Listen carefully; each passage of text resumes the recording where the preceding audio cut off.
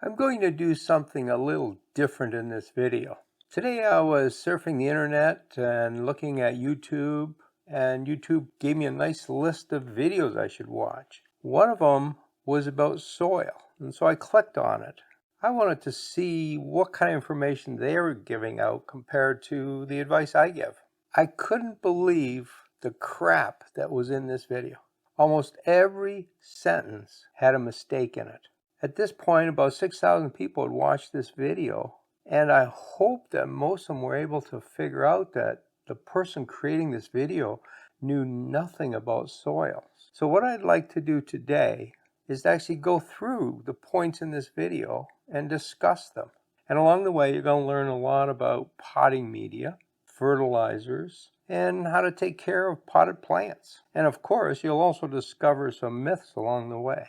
I'm not going to give you a link to the video, but the title was How to Organically Restore Used Potting Mix. Now, this set up two red flags for me right away. First of all, it's talking about restoring potting mix. And there's no reason for you to have to do that. Potting mix doesn't get old. I mean, you can use it for a very long period of time. There's really nothing to restore. Now, granted, over time, the material does break down and get a bit finer, and we're going to talk about that in a few minutes. It also settles a bit, so you have less materials. So you might want to top it up with some fresh stuff, but it doesn't need to be restored. The second red flag was the word organically. Now, I know organic gardeners like to use organic fertilizers, and I can see why they want to put it in their potted plants. But I've discussed this before. It's not the best choice for potted plants. Out in your garden, organic is great, and I recommend it.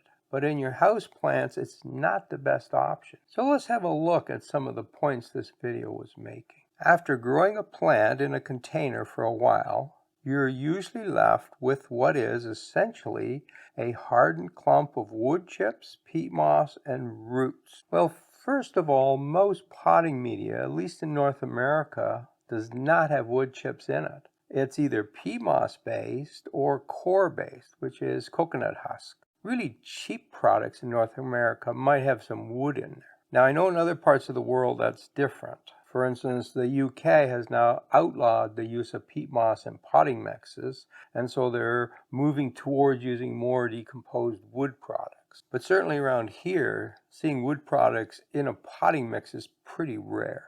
Once you've been growing a plant in this material for a period of time, it pretty much looks like the original material, except there's less of it, and it's starting to break down, so the particle size might be smaller. It usually doesn't get harder, though. It reaches a worn-out stage of life where it loses its capacity to hold water. That is a major sign that it is lacking compounds that contain nitrogen. All right, so let me interpret this. The material gets old, and then it's no longer able to hold water. That's the first point. Well, in fact, the exact opposite happens. As this material decomposes, the particle size gets smaller. As the particle size gets smaller, it compacts more, there's less air in there, and the material stays wetter. It's the exact opposite of what they're suggesting here. Old peat moss actually absorbs water really easily. Now, it is true that these materials repel water, so if they get really dry, they don't absorb water very much. But that happens even when it's new stuff out of the bag. The second point it made is that as these materials get older and no longer hold water, it indicates that there's not enough nitrogen in it. That doesn't make any sense at all. The amount of water this material holds and the amount of nitrogen in it are completely unrelated to each other. In fact, most of our potting mix has almost no nitrogen in it anyways. So peat moss, core, and wood chips, they have very, very low levels of nitrogen. Peat moss and core are not nutritious compounds. We don't rely on them to supply nitrogen to our plants. Their purpose is really there just to hold the plant up, give the roots a very airy medium so that they have access to a lot of air, and to hold water and fertilizer. So the idea that the nitrogen level drops as this stuff gets old makes no sense whatsoever. It is also likely that the mix has lost some of the micronutrients over time. Well, that's an incorrect statement as well, because it doesn't have micronutrients to start with. Remember, this material is inert. It has no nutrients. We have to supply that through the fertilizer we use. So the micronutrients in peat moss and coir doesn't drop over time because it was never there in the first place. The amount of nutrients in any pot depends on how much you're fertilizing, not on the original material or on how old it is. The video goes on to say the primary nutrients that are left over are phosphorus and potassium, because brown woody material contains far more of these two macronutrients than any other type. That sentence makes no sense. For some reason it thinks that the nutrients in the original material all get used up and potassium and phosphorus are left behind. Their relative amounts are going up while everything else is dropping.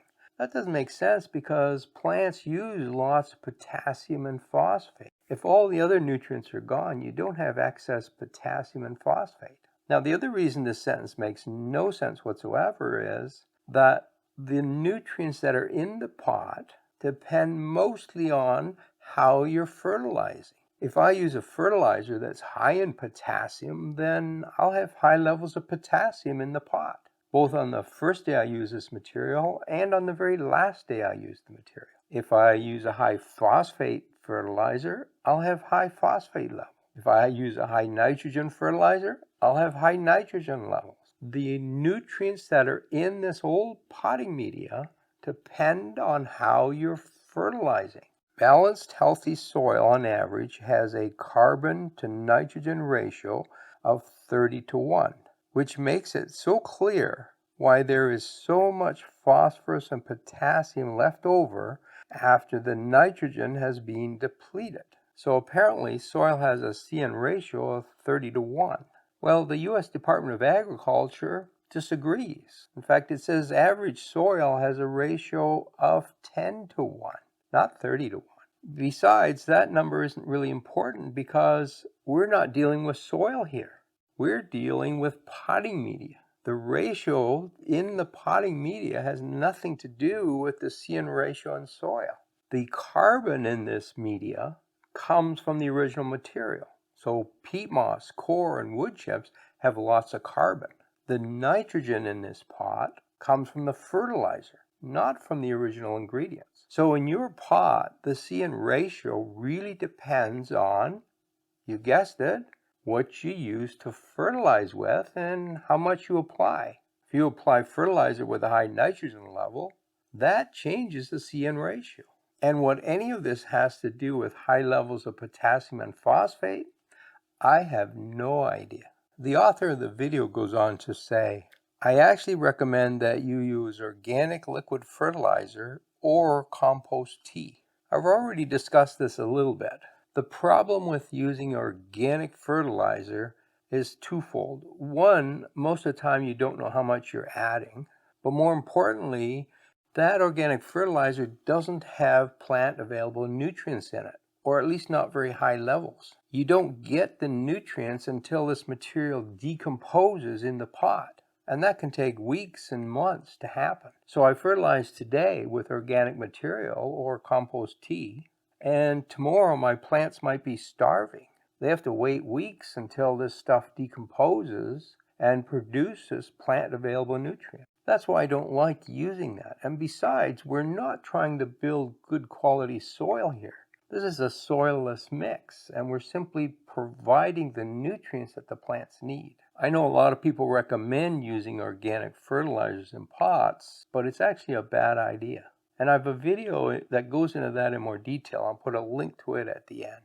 When using pelletized or crystallized fertilizers, you're dealing with a pure chemical that is fully water soluble, meaning any water that leaves through those drainage holes after the initial watering carries a lot of unutilized fertilizer. All right, so let's break this down a little bit. First, it says synthetic fertilizer is a pure chemical. it almost always is a mixture of chemicals unless you're buying a pure form of, say, urea. Most fertilizers have several compounds in there, so it's not a pure chemical. They are generally soluble in water. Now, if I make up my fertilizer and I pour it in the pot and some comes out the bottom, it is true that I may be losing fertilizer. But the exact same thing happens if I make up a batch of organic fertilizer or weed tea or compost tea. If I pour those in the top and some comes out the bottom, I lose those nutrients as well. If you water properly, what you actually do is you pour some in the top so that a little bit comes out the bottom. That little bit was the liquid that was in the pot before you started watering. So you're replacing the existing liquid with new fertilizer, and the old stuff comes out the bottom. That old stuff has already been depleted of nutrients. So in fact, if you water correctly, this really isn't a problem. But if you water incorrectly, it can be. You can waste your fertilizer out of the bottom of the pot. But that's true whether it's synthetic or organic. Those two types of fertilizer don't react differently in the pot. Fertilizers in chemical form are very strong and need extra time to bond to carbon to not only become bioavailable, but reduce the chance that the fertilizer burns the plant's roots. This one sentence has numerous mistakes in it, and quite honestly, they're pretty obvious to anyone who understands fertilizer. It starts out by saying synthetic fertilizers are very strong, and that's true, right? The NPK of synthetic fertilizers is generally higher than organic fertilizer. But remember that we take those strong chemicals and we dilute it in water. And so you use a very small amount of the material in a large amount of water. We dilute it. Once it's diluted, it's no longer strong. In fact, it's at the concentration that plants need. This idea that because it's chemical, it's strong is completely wrong. You have to know the dose you're working with. Diluted fertilizer, even if it's synthetic, is not strong. It goes on to say that these chemicals have to bond to carbon to become plant available. That's complete nonsense. First of all, these nutrients that are in synthetic fertilizer, they don't bond to carbon. That reaction doesn't take place. Carbon is neutral, and the material in synthetic fertilizer are made up of ions. They're charged particles. These two things don't attract each other. One's charged and the other is not. The other part of that statement that doesn't make sense is that as soon as synthetic fertilizer dissolves in water, the ions are released and it's plant available. It's the organic material that is not plant available, even if you dump it in some water. The nutrients are tied up in large organic molecules. The advantage of synthetic fertilizer is that it's immediately bioavailable. When using compost tea, you are introducing nitrogen and micronutrients in a stable form as fine particles of rotting organic matter. Well, that's sort of true. But remember, most people when they make compost tea is they mix up the material and then they let it sit to compost. And then they take the liquid on top and use that. All the solid organic material floats to the bottom. So in fact, the compost tea that people use is water and nutrients. Now there will be some organic chemicals in there, but it's mostly nutrients. The rotting organic matter is in the bottom of the pail. It's not in the tea. You're going to want to begin to water regularly with this concentrated compost tea. Well, I have news for you. Compost tea is not concentrated. In fact, it's a pretty weak form of fertilizer. 1 week after applying tea, you'll begin to notice a major difference. What was once coarse in texture and devoid of nutrients now has a soft, moist texture, and the formerly woody material are now black in color. And they show you this great picture of the before and the after, and you can see all the wood bits in the before, and after putting on some compost tea and leaving it for a week, you've got this nice black crumbly material. That doesn't happen. Wood chips, which is the main thing they're complaining about, decomposes very slowly. It takes years not a couple weeks. A little nitrogen from the compost tea will help a little bit in decomposition, but it doesn't speed it up that fast. Even the peat moss in the core isn't decomposing that fast. If it decomposed that quickly, then after a couple weeks of potting up a new plant, you'd have to replace the material because it's all decomposed. Okay, decomposition is a slow process and takes years. It doesn't happen in a week. These pictures are faked. Goes on to say, obviously compost tea contains a good amount of micronutrients, but there are two other components, I add, that will fill some nutritional gaps for my plants, especially calcium and magnesium. All right, let's break this down a little bit. So compost tea has a lot of micronutrients. That's simply not true. Compost tea has very low levels of nutrients. It will have micronutrients in it because it's decomposed plant material, and plants have all of those micronutrients in them, but they're going to come out very slowly. Compost tea is low in micronutrients, not high. Now, for some reason, the author of this video feels that they have to add calcium and magnesium to this mixture. I'm not sure why. Plants have a lot of calcium and magnesium in them. When you make compost tea and you get the nitrogen, phosphorus, potassium, and micronutrients out of the plant, you also get calcium and magnesium. I can't think of any reason why you would have to add those extra. Now, there is something here that's important for gardeners to understand. If you're using synthetic fertilizer, a lot of synthetic fertilizer does not have calcium and magnesium in it. It has the top three, the NPK, it has micronutrients, but it's missing calcium and magnesium. The reason for that is that most of the water we use has calcium and magnesium in it. And so we don't have to add it along with the fertilizer. Now, if you live in an area that has very soft water, that may not be the case, and you may need to add that to your fertilizer. If you're using things like deionized water or distilled water, rainwater, any of those pure forms of water, it's also going to have low levels of calcium and magnesium, and so you have to add a little bit back for the plants. But if you're using compost tea, that's not a problem. First of all, the water used to make the tea probably has lots of calcium and magnesium in it. And second of all, it will get that out of the plants along with all the other nutrients. But they go on and add a few more myths to the story. A few scoops of either eggshell powder, oyster shell powder, or azomite for calcium. Well, this is a myth I wrote about 10 years ago, and it's still true.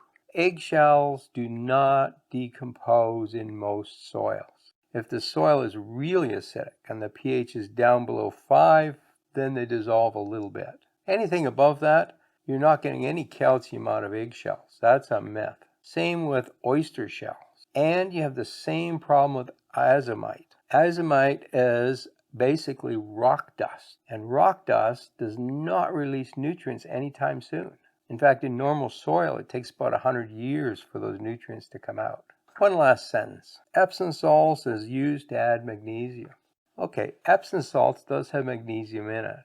It's rarely needed in the water you use to make up your fertilizer solution, and you rarely have to add it to potted plants. Again, unless you're using some of these real pure forms of water, and then you do have to add it. One of the things I've noticed on YouTube and other social media platforms, including blogs, is that a lot of this material is now being generated with AI. And most of the AI information has mistakes in it. Now, I don't know if this video was created with AI, but I suspect a lot of the text was. Quite honestly, anyone who knows anything about gardening and is making YouTube videos wouldn't have made this many mistakes in one video. As a gardener, you have to be very careful where you get your information. Stop listening to other people online. Find yourself some good sources of information. I've been gardening a long time. I know a lot about gardening, and I'm really careful to make sure that the information I provide is correct. I look it up. I look up the research papers. I go to the university websites and check the things I'm saying. A lot of other people won't do that, and AI certainly doesn't do that. Anyways, I hope you've enjoyed this video. It's a little different than my usual style. Now, I've promised you a couple videos. The first one is on how do you reuse potting media. That's over here. And over here is a video on why you should not use organic fertilizers in pots. They're great for the garden, but not in pots. Happy gardening.